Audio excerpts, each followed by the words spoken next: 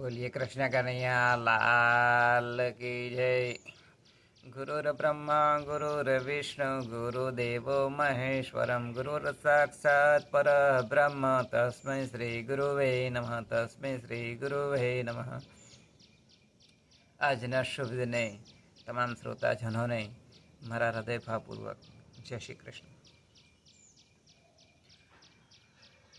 અભિમાન એ સહેજ પણ આવવું ના જોઈએ। એક વખત વૃંદાવનની અંદર એ રાસ રચાતો હતો। એ રાસની અંદર ગોપીઓ એ ભગવાન કૃષ્ણ જોડે એ રાસ રમતા હતા। તેવા સમયે ત્યાં નારદજી આવી પહોંચ્યા। નારદજીને થયું, હું કથાકાર, મેં ઘણાનો ઉપદેશ કર્યો, છતાં પણ આ રાસની અંદર મને પ્રવેશ એ મળતો નથી। આથી આ નારદજી એ પોતે રડવા લાગ્યા। એ સમયે રાધાજીએ જોયું કે આ નારદજી રડે છે, એટલે રાધાજી નારદજી પાસે આવ્યા અને પૂછ્યું કે આપ કેમ રડો છો? ત્યારે આ નારદજી કહે છે કે મને એ રાસ રમવા મળતો નથી, મને રાસની અંદર પ્રવેશ એ મળતો નથી।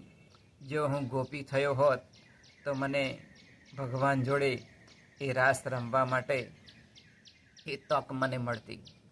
ત્યારે આમ કરી અને આ નારદજી રડતા હતા એટલે રાધાજીએ કહ્યું કે આ કુંડ છે રાધા કુંડ, એની અંદર તમે સ્નાન કરો એટલે તમે નારદી ગોપી થઈ જશો। બોલે એમ તો કે હા। એટલે રાધાજીના કહ્યા મુજબ નારદજી એ રાધા કુંડની અંદર વૃંદાવનમાં સ્નાન કરે છે। તે જ સમયે એ નારદી ગોપી થઈ ગયા અને ગોપી થઈ અને રાસની અંદર પ્રવેશ કર્યો।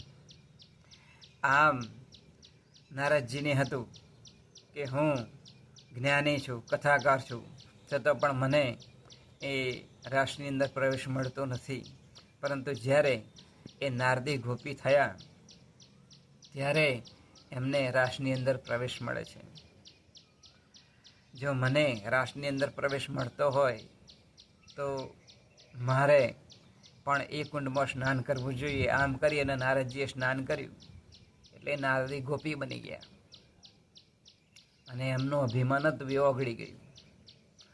આમ જ્યારે ગોપીઓ પણ એક સમયે જ્યારે વૃંદાવનની અંદર એ હોય છે ત્યારે ગોપીઓને અભિમાન થતું હોય છે કે અમે કેટલા સુંદર છે કે જેથી ભગવાન અમારી સાથે એ રાસ રમે છે। ત્યારે એ ગોપી એ પોતાને જ જોવા લાગી અને એને થયું કે પહેલાં તો ભગવાન ના પાડતા હતા અને હું ખૂબ સુંદર છું। આમ ગોપીને અભિમાન થયું અને વારંવાર પોતે પોતાને જ જોવા લાગી। એવા સમયે ભગવાન તો અંતર્યામી હતા, એમને ખબર પડી ગઈ એટલે એકાએક ભગવાન એ અદૃશ્ય થઈ ગયા।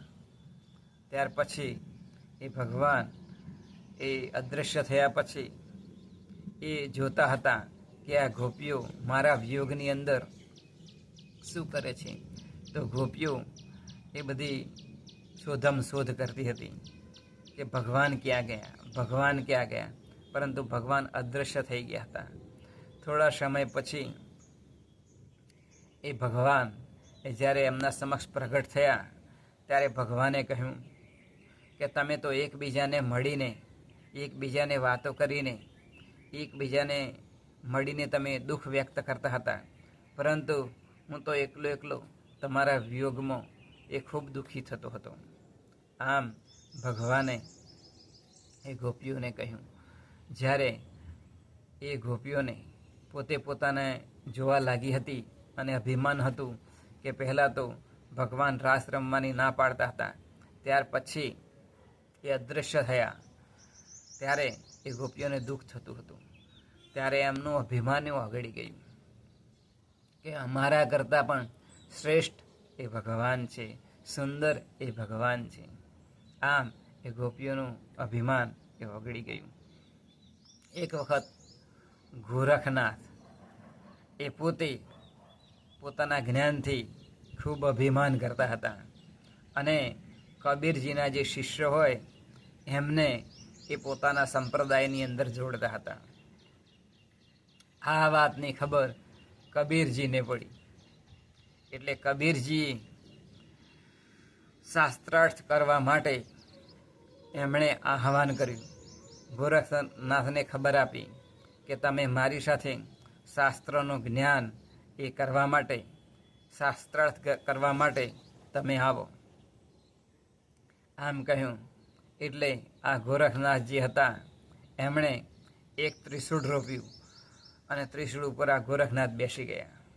અને પછી જ્યારે જે પેલા આવવાના હતા કબીરજી, એ કબીરજી આવ્યા અને જોયું તો ગોરખનાથ તો ત્રિશૂળ રોપી અને એના ઉપર બેઠા હતા. એટલે આ ગોરખનાથને ખૂબ અભિમાન હતું જ્ઞાનનું. જ્યારે આ બાજુ કબીરજીએ એક દોરાનો ટુકડો લીધો, આમ કરીને આકાશમાં ફેંક્યો, જમીનને પણ સ્પર્શ્યો નહીં અને એકદમ ઊભો રહ્યો અને એના ઉપર આ કબીરજી બેઠા. ત્યાર પછી આ ગોરખનાથને થયું કે મારું ત્રિશૂળ તો જમીનને અડકે છે. અને સામેથી પણ કબીરજીએ કહ્યું કે જુઓ, તમારી અંદર જ્ઞાન છે, એનું અભિમાન છે, તમારું ત્રિશૂળ તો ધરતી માતાને પણ સ્પર્શ કરેલું છે, જ્યારે મારો દોરો તો ધરતીને પણ સ્પર્શ કરેલો નથી, હવાની અંદર અદ્ધર ઊંચે છે. પછી આ કબીરજી ગોરખનાથને કહ્યું કે સારું, હવે આપણે બંને એ હરીફાઈ કરીએ અને એની અંદર જે કોઈ હારી જાય એ શિષ્ય બને અને જેની જીત થાય એને એનો ગુરુ બને. આમ આ બંને હરીફાઈ કરી અને પછી આ કબીરજી અને ગોરખનાથ આ બંને ગંગા નદી કિનારે જાય છે. અને ગોરખનાથે કહ્યું કે હું આ ગંગા નદીની અંદર હું પ્રવેશ કરું તો મારે શોધી લાવવાનો માછલી થઈને. ત્યારે કબીરજીએ કહ્યું કે હા, હું તમને શોધી લાવીશ. એટલે ગોરખનાથ એ માછલીઓનું જે ટોળું હતું એના ભેગા એ પોતે એ માછલી બની ગયા ગંગાજીની અંદર. ત્યાર પછી આ કબીરજી એમને એ માછલીઓના જે ટોળું હતું એની અંદરથી પોતે શોધી લાવી અને પછી બહાર કાઢે છે માછલીને. અને પછી એ ગોરખનાથ એ પોતાનું સ્વરૂપ પ્રગટ કરે છે. પછી આ ગોરખનાથને કબીરજી કહે છે કે હવે મારો વારો, હું અંદર સમાઈ જાઉં ગંગા નદીની અંદર, તમારે મને શોધી લાવવાનું. આ જે કબીરજી હતા એ પ્રવાહી ગંગાજી જ બની ગયા, અંદર સમાઈ ગયા. આ શોધીને થાક્યા કોણ? ગોરખનાથ. પરંતુ અંદરથી કબીરજી મળ્યા નહીં. ત્યાર પછી આ ગોરખનાથે કહ્યું કે કબીર સાહેબ તમે બહાર આવો. ત્યાર પછી કબીર સાહેબ બહાર આવ્યા. ત્યાર પછી કબીરજીના ચરણોની અંદર આ ગોરખનાથ એ હાથ જોડીને પગે લાગે છે અને કહે છે કે તમે મારા ગુરુ અને હું તમારો ચેલો. આમ જે ગોરખનાથને અભિમાન હતું એ બધું અભિમાન એમનું ઓગળી ગયું. કબીરજી કહે બડા હુઆ તો ક્યાં